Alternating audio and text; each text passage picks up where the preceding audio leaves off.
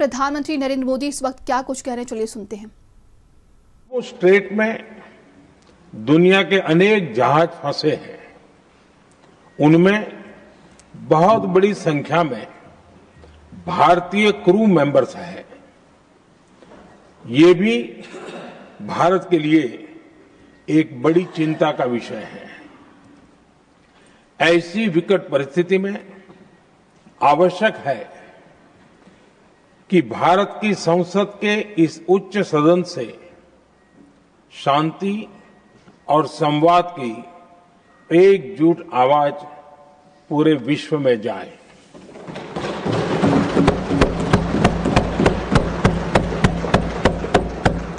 सभापति जी, युद्ध की शुरुआत के बाद से मैंने पश्चिम एशिया के ज्यादातर देशों के राष्ट्राध्यक्षों के साथ 2 राउंड का पक्ष साझा करने के लिए उपस्थित हुआ हूं। पश्चिम एशिया में चल रहे इस युद्ध को 3 सप्ताह से अधिक का समय हो चुका है। इस युद्ध ने पूरे विश्व में गंभीर ऊर्जा संकट पैदा कर दिया है। भारत के लिए भी ये स्थिति चिंताजनक है। इस युद्ध से हमारे व्यापार के रास्ते प्रभावित हो रहे हैं।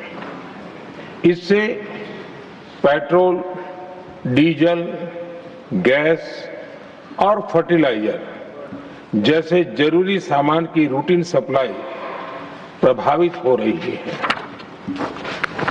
गल्फ देशों में करीब 1 करोड़ भारतीय रहते हैं, वहां काम करते हैं। उनके जीवन और आजीविका की सुरक्षा भी भारत के लिए बहुत बड़ी चिंता है।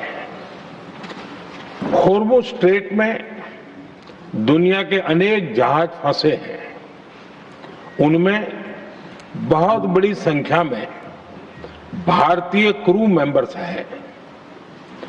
ये भी भारत के लिए एक बड़ी चिंता का विषय है। ऐसी विकट परिस्थिति में आवश्यक है कि भारत की संसद के इस उच्च सदन से शांति और संवाद की एकजुट आवाज पूरे विश्व में जाए।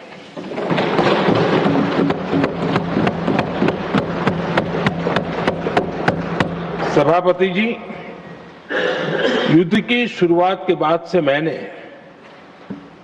पश्चिम एशिया के ज्यादातर देशों के राष्ट्राध्यक्षों के साथ 2 राउंड फोन पर बात की है। हम गल्फ के सभी देशों के साथ लगातार संपर्क में हैं। हम ईरान, इजराइल और अमेरिका के साथ भी संपर्क में हैं।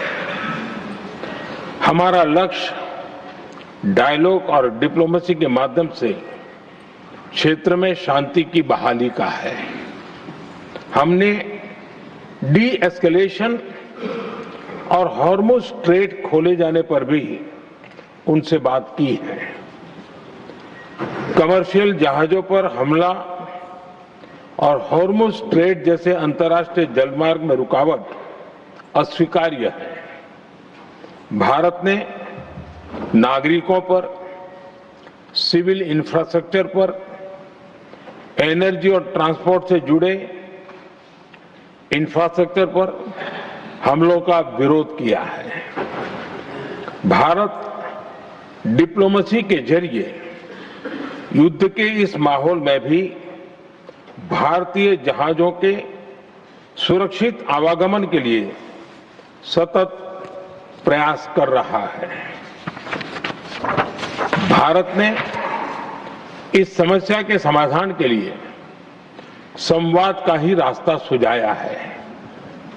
इस युद्ध में किसी के भी जीवन पर संकट मानवता के हित में नहीं है। इसलिए भारत का सतत प्रयास सभी पक्षों को जल्द से जल्द शांतिपूर्ण समाधान के लिए प्रोत्साहित करने का है। सभापति जी, संकट की स्थिति में देश विदेश में भारतीयों की सुरक्षा हमारी बहुत बड़ी प्राथमिकता है। युद्ध शुरू होने के बाद से लेकर अब तक 3,75,000 से अधिक भारतीय सुरक्षित भारत लौट चुके हैं।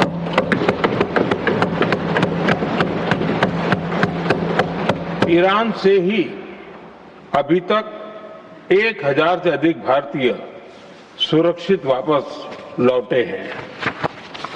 इनमें 700 से अधिक मेडिकल की पढ़ाई करने वाले युवा हैं। हमारी सरकार संकट के इस समय में पूरी संवेदनशीलता से काम कर रही है। सभी देशों ने वहां मौजूद भारतीयों की सुरक्षा का पूरा आश्वासन दिया है। हालांकि ये बहुत दुखद है कि हमलों के कारण कुछ भारतीयों की मृत्यु हुई है और कुछ घायल भी हुए हैं। ऐसे मुश्किल हालात में परिवारजनों को आवश्यक मदद दी जा रही है। जो घायल हैं, उनका बेहतर इलाज सुनिश्चित कराया जा रहा है।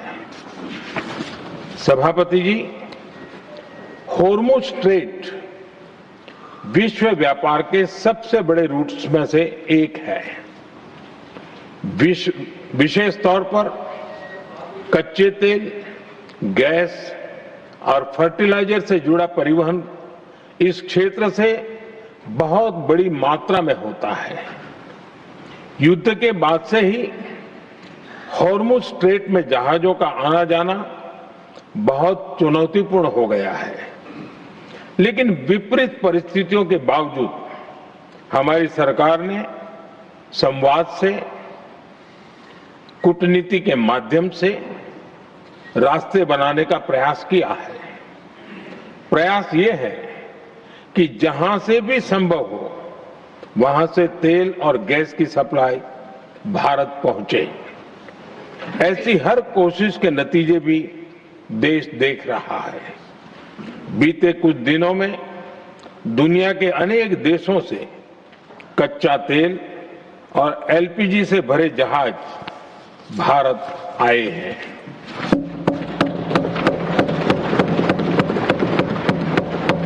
इस दिशा में हमारे प्रयास आने वाले दिनों में भी जारी रहेंगे।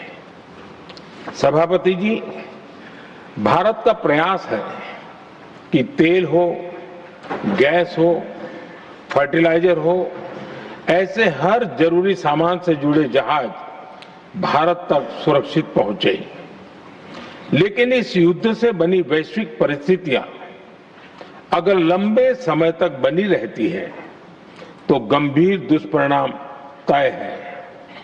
इसलिए भारत ने अपनी रेजिलियंस बढ़ाने के लिए जो भी प्रयास बीते वर्षों में किए हैं, उनको और गति दे रहा है। सभापति जी, कोई भी संकट हो, वो हमारे हौसलों और हमारे प्रयास दोनों की परीक्षा लेता है। देश ऐसे संकटों का बेहतर तरीके से सामना कर सके, इसके लिए बीते 11 वर्षों में निरंतर निर्णय लिए गए हैं। एनर्जी इंपोर्ट का डाइवर्सिफिकेशन ऐसे ही प्रयासों का हिस्सा है। पहले क्रूड ऑयल, एलएनजी, एलपीजी ऐसी एनर्जी जरूरतों के लिए 27 देशों से इंपोर्ट किया जाता था। वहीं आज भारत 41 देशों से एनर्जी इंपोर्ट करता है। बीते दशक में भारत ने संकट के ऐसे ही समय के लिए कच्चे तेल के भंडारण को भी प्राथमिकता दी है। हमारी तेल कंपनियां संकट के समय के लिए काफी मात्रा में पेट्रोल और डीजल का भंडार रखती है। बीते 11 वर्षों में 53 लाख मीट्रिक टन से अधिक का स्ट्रेटेजिक पेट्रोलियम रिजर्व भी डेवलप किया गया है और 65 लाख मीट्रिक टन से अधिक के रिजर्व की व्यवस्था पर देश काम कर रहा है। साथ ही बीते दशक में भारत की रिफाइनिंग कैपेसिटी भी अच्छी खासी बढ़ाई गई है। मैं आपके माध्यम से सदन को और देश को ये आश्वासन देना चाहता हूं कि भारत के पास क्रूड ऑयल के पर्याप्त स्टोरेज के और निरंतर सप्लाई की व्यवस्थाएं हैं। सभापति जी, हमारी सरकार की कोशिश है कि ईंधन के किसी एक ही स्रोत पर ज्यादा निर्भरता न रहे। सरकार घरेलू गैस सप्लाई में एलपीजी के अलावा पीएनजी पर भी बल दे रही है। बीते दशक में देश में पीएनजी कनेक्शन पर अभूतपूर्व काम हुआ है। बीते दिनों में इस काम को और तेज किया गया है। साथ ही एलपीजी के घरेलू उत्पादन को भी बड़े पैमाने पर बढ़ाने का प्रयास किया जा रहा है।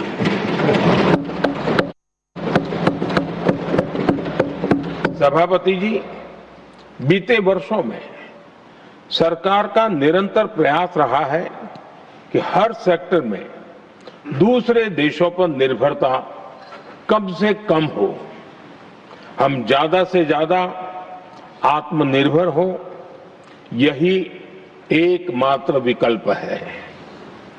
जैसे भारत का 90% से अधिक ट्रेड विदेशी जहाजों पर होता है, ये स्थिति किसी भी वैश्विक संकट में भारत की स्थिति को और भी गंभीर बना देती है।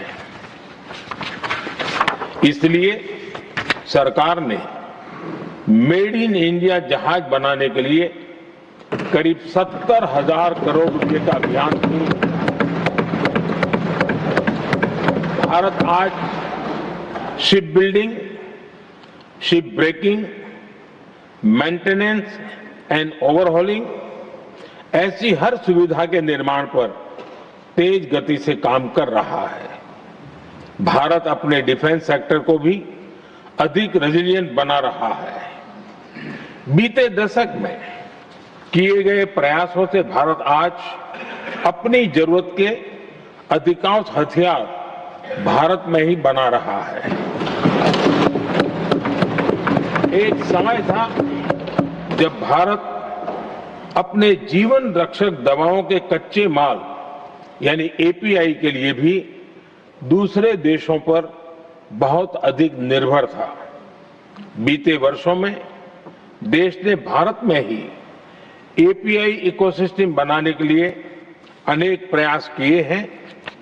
इसी प्रकार रेयर अर्थ मिनरल्स में विदेशी निर्भरता को कम करने के लिए भी बड़े कदम उठाए जा रहे हैं।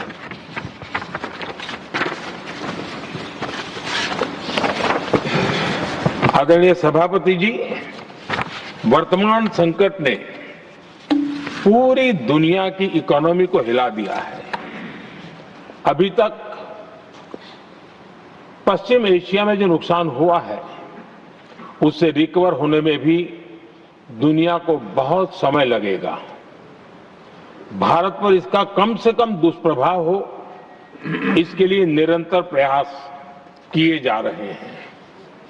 हमारी इकोनॉमी के फंडामेंटल्स मजबूत हैं और सरकार पल पल बदलते हालात पर नजर रखे हुए है। सरकार इसके शॉर्ट टर्म, मीडियम टर्म और लॉन्ग टर्म ऐसे हर प्रभाव के लिए एक रणनीति के साथ काम कर रही है। भारत सरकार ने एक इंटर मिनिस्ट्रियल ग्रुप भी बनाया है। ये ग्रुप नियमित मिलता है और हमारे इंपोर्ट एक्सपोर्ट में आने वाली हर दिक्कत का आकलन करता है और ये ग्रुप आवश्यक समाधान पर भी निरंतर काम करता रहा है।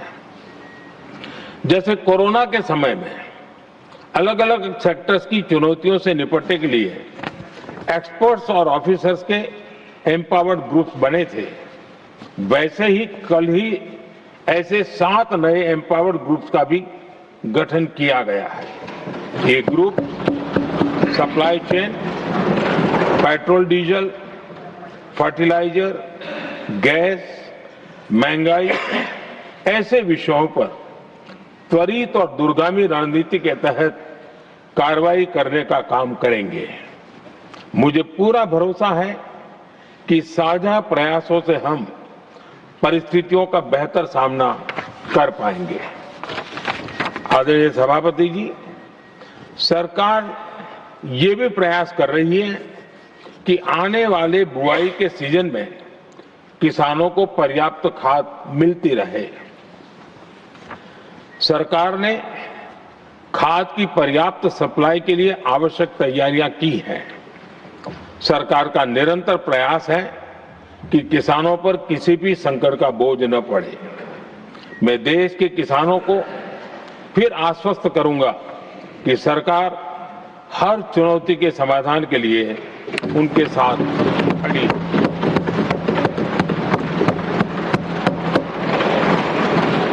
आदरणीय सभापति जी, ये राज्यों का सदन है। आने वाले समय में ये संकट हमारे देश की बड़ी परीक्षा लेने वाला है और इस परीक्षा में सफलता के लिए राज्यों का सहयोग बहुत आवश्यक है। इसलिए इस सदन के माध्यम से मैं देश के सभी राज्यों की सरकारों से भी कुछ आग्रह करना चाहता हूं। संकट के समय गरीबों पर, श्रमिकों पर, प्रवासी साथियों पर बहुत बुरा असर पड़ता है। इसलिए पीएम गरीब कल्याण अन्न योजना का लाभ समय पर मिलता रहे, ये सुनिश्चित करना होगा। जहां प्रवासी श्रमिक साथी काम करते हैं, उनकी परेशानियों को दूर करने के लिए प्रोएक्टिव कदम उठाए जाएं। ऐसी स्थितियों पर नजर रखने के लिए राज्य सरकारें विशेष व्यवस्थाएं करें तो इससे काफी सुविधा होगी। राज्य सरकारों को एक और चुनौती पर भी बहुत अधिक ध्यान देना होगा। ऐसे समय में कालाबाजारी करने वाले, जमाखोरी करने वाले बहुत एक्टिव हो जाते हैं। जहां से भी ऐसी शिकायतें आती हैं, वहां त्वरित कार्रवाई होनी चाहिए। जरूरी चीजों की सप्लाई निर्बाध चलती रहे, ये सुनिश्चित करना हर राज्य की प्राथमिकता होनी चाहिए। आदरणीय सभापति जी, मैं सभी राज्य सरकारों से एक अनुरोध और करना चाहता हूं। संकट चाहे कितना भी बड़ा हो, भारत की तेज ग्रोथ बनाए रखना हम सभी का दायित्व है। हमें इसके लिए हर जरूरी कदम, हर जरूरी रिफॉर्म्स तेजी से करते रहने होंगे। ये राज्य सरकारों के पास बहुत बड़ा अवसर भी है। ये टीम इंडिया की भी बहुत बड़ी परीक्षा है। कोरोना के महासंकट में केंद्र और राज्यों ने टीम इंडिया बनकर कोविड मैनेजमेंट का एक बेहतरीन मॉडल सामने रखा था। अलग अलग पॉलिटिकल पार्टी की सरकारें होने के बावजूद टेस्टिंग, वैक्सीनेशन से लेकर जरूरी चीजों की आपूर्ति टीम इंडिया के प्रयासों से ही सुनिश्चित हो पाई थी। हमें उसी भावना के साथ आगे भी काम करना है। सभी राज्य सरकारों और केंद्र सरकार के प्रयासों से देश इस गंभीर वैश्विक संकट का प्रभावी रूप से सामना कर पाएगा। आदरणीय सभापति जी, ये संकट अलग प्रकार का है और इसके समाधान भी अलग प्रकार से ही तय किए जा रहे हैं। हमें धीरज के साथ, संयम के साथ शांत मन से हर चुनौती का मुकाबला करना है। आदरणीय सभापति जी, जैसा कि हम देख रहे हैं कि इस युद्ध को लेकर पल पल में हालात बदल रहे हैं, इसलिए मैं देशवासियों से भी कहूंगा कि हमें हर चुनौती के लिए तैयार रहना ही होगा। इस युद्ध के दुष्प्रभाव लंबे समय तक रहने की प्रबल आशंका है, लेकिन मैं देशवासियों को भरोसा देता हूं, सरकार सतर्क है, तत्पर है और पूरी गंभीरता से रणनीति बना रही है, हर निर्णय ले रही है। देश की जनता का हित हमारे लिए सर्वोपरि है। यही हमारी पहचान है, यही हमारी ताकत है। इसी भावना के साथ मैं अपना वक्तव्य समाप्त करता हूं। बहुत बहुत धन्यवाद।